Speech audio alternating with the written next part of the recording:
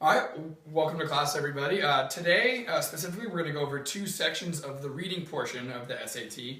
Our first section is going to just have fill-in-the-blank vocabulary, and our second section, we're going to have two passages that we'll read and then compare the passages a little bit later. Would anyone like to read the directions for the first section? All right, Ty, why don't you go ahead and read the directions? Okay. Each sentence below has one or two blanks, each blank indicating that something has been omitted. Beneath the sentence are 5 words or sets of words labeled A through E. Choose the word or set of words that, when inserted in the sentence, best fits the meaning of the sentence as a whole. Great, thanks. So the most important part of these instructions are the words best fits. And it's really looking at the meaning of the sentence, not just if the word fits grammatically. So there might be several situations where multiple of the answers fit grammatically into the question, but looking at the context clues of the sentence and the meaning, you have to look at the meaning of the words and figure out which set of words or which word fits best into the sentence. Keep in mind, nearly all of the answers to these questions will be found in the context clues in the part of the sentence that doesn't necessarily have the blank. Just to kind of take a look at this, let's go ahead and read the first example. Would anyone like to read the first one? All right, Chris, why don't you go ahead and read the first example problem? Yeah, okay. So, hoping to blank the dispute, negotiators proposed a compromise that they felt would be blank to both labor and management. So, rereading that sentence, what do you think is the most important part that kind of gives context clues about the rest of the sentence? I think where it says proposed a compromise is the most important part, just because compromise shows that both parties want to reach an agreement that's good for both sides. You're exactly right, Chris. It is proposed a compromise. So just for the next few days while we're practicing this, I'm going to have you all underline what you think the most important part of the sentence is, and that really gets to the meaning of the sentence, because when you're reading the sentence, if you can really break down each part of it and find which words are the most important, that will definitely help you when you're actually taking the test, go through and be able to decide which answer is the best. So absolutely, in this one we're looking at what the negotiators are looking to do, and here they're looking to make a compromise. So now we can go through each of the options A through E and look through and see which one that we think best fits both blanks and that really goes along with the meaning of the sentence where the negotiators are trying to compromise. So on A, with hoping to enforce the dispute, we can already kind of tell that enforcing the dispute doesn't really make sense if the negotiators are trying to compromise. So we can go ahead and eliminate that one. Looking at B, hoping to end the dispute, that right there would make sense, so we can continue reading. Negotiators proposed a compromise that they felt would be divisive to both labor and management. So right there we can see that divisive is not the right option, so we can go ahead and take off B as well. Looking at C, we can see that it's hoping to overcome the dispute, which makes sense with the meaning of the sentence that we have so far. Negotiators proposed a compromise that they felt would be unattractive to both labor and management.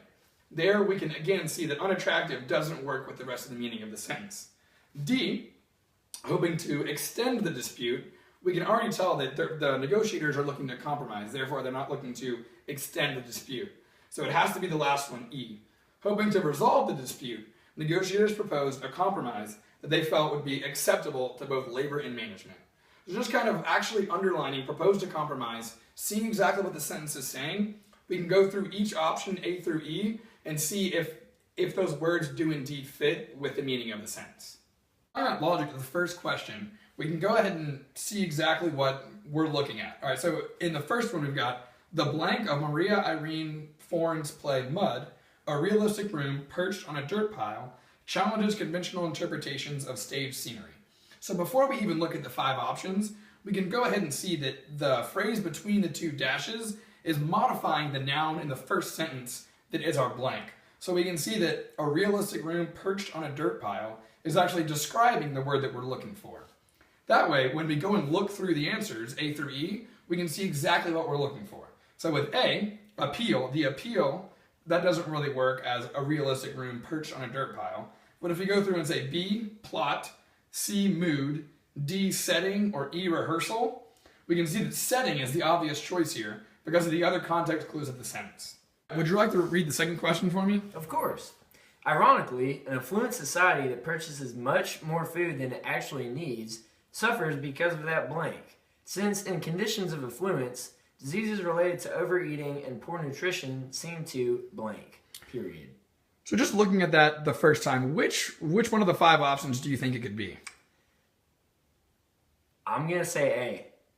So with these questions that have 2 different blanks, we're actually going to utilize the same exact strategy that we do for the single blanks. We're going to go through, underline the part of the sentence that we think is the most important and gives the best context clues, and then go from there and try to figure out which one fits best. So although I can kind of see why you think it would be A, the actual answer is B, overabundance and thrive. So how we can look at that is, in the second question, underlining purchases more food than it actually needs is the important part for the first blank.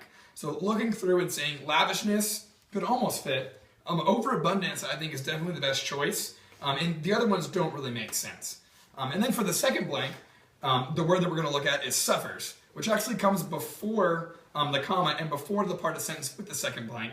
But we know that there needs to be some type of negative aspect of the second part of the sentence.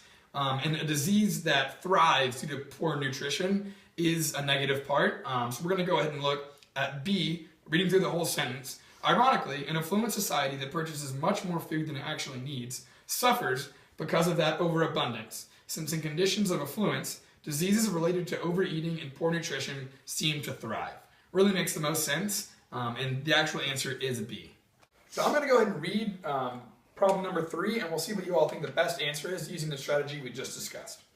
So, because of the blank effects of the hot springs, tourists suffering from various ailments flock to the village's thermal pools. Chris, looking at all the answers, which one do you think would be the best fit for this sentence? Yeah, so looking at all the answers, I think the best option is going to be answer E, therapeutic. Exactly right. Great work. It actually is because of the therapeutic effects of the hot springs. So the section that I would underline here would be suffering from various ailments. So if you're suffering from ailments, you would want a therapeutic hot springs. For example's sake, that we're not exactly sure what the answer is, like Chris was, great work on that one. But if we're not exactly sure which of the 5 options is correct, if we can eliminate 2 of the wrong answers to a degree of certainty, we should go ahead and guess. It will be in our best interest for our score, which we will talk about later on. So if we can eliminate that C, cerebral, and D, mandatory, aren't the correct answers, then if we're not exactly sure what the other words mean, then we can go ahead and guess on this. And if we guess on multiple other ones where we're not exactly sure, that will actually end up benefiting us in the long run. All right, great work everybody on the first reading section. We're going to go ahead and move on to the next section, which is reading comprehension, where we're going to look at 2 passages, and then the questions afterwards will compare the writing styles of each author and the content of each passage. So Ty, could you go ahead and read the directions for the next section? Absolutely. The passages below are followed by questions based on their content. Questions following a pair of related passages may also be based on the relationship between the paired passages. Answer the questions on the basis of what is stated or implied in the passages and in any introductory material that may be provided.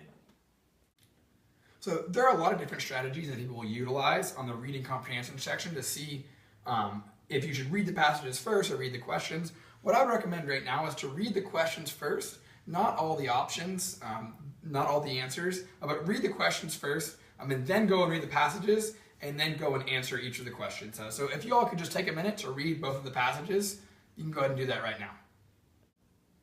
Okay, great. Now that we're all done reading the passages, a lot of times the first sentence of each passage will give you a good idea exactly what the passage is about. So looking at passage 1, we can see that it says, the intelligence of dolphins is well documented by science. Later on in the passage, they end up mentioning a lot of different studies and experiments that were done to support the fact that dolphins are intelligent. The last sentence of the passage goes on and says, this behavior demonstrates that dolphins are aware of their own individuality, indicating a level of intelligence that may be very near our own.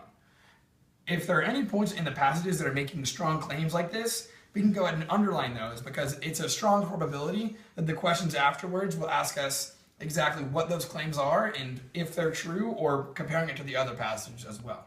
So in passage 2, we can actually use the exact same strategy to see what passage 2 is talking about. It starts with a sentence that says, are dolphins unusually intelligent? Which is a question.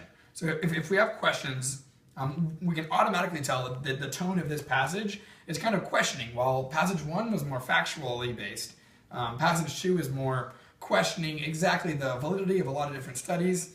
And there's actually a sentence in passage 2 that says, "The fact is, we don't know." So after reading both passages, we can kind of tell the tone of each passage. And in the questions following, they're going to ask us about the author's opinions and exactly what each passage is trying to say. So question number 9 mentions lines 2 through 8 in the first passage. Going back and reading those, we can tell that that passage 1 mentions a lot of different studies that were done, but specifically mentioned the skills that dolphins have. So Chris, what do you think of all the options? Which one can you rule out? All right, so let's see. I think you can rule out A, are unusually sensitive to their environment, B, do not generally thrive in captivity, and D, are uncommonly playful animals.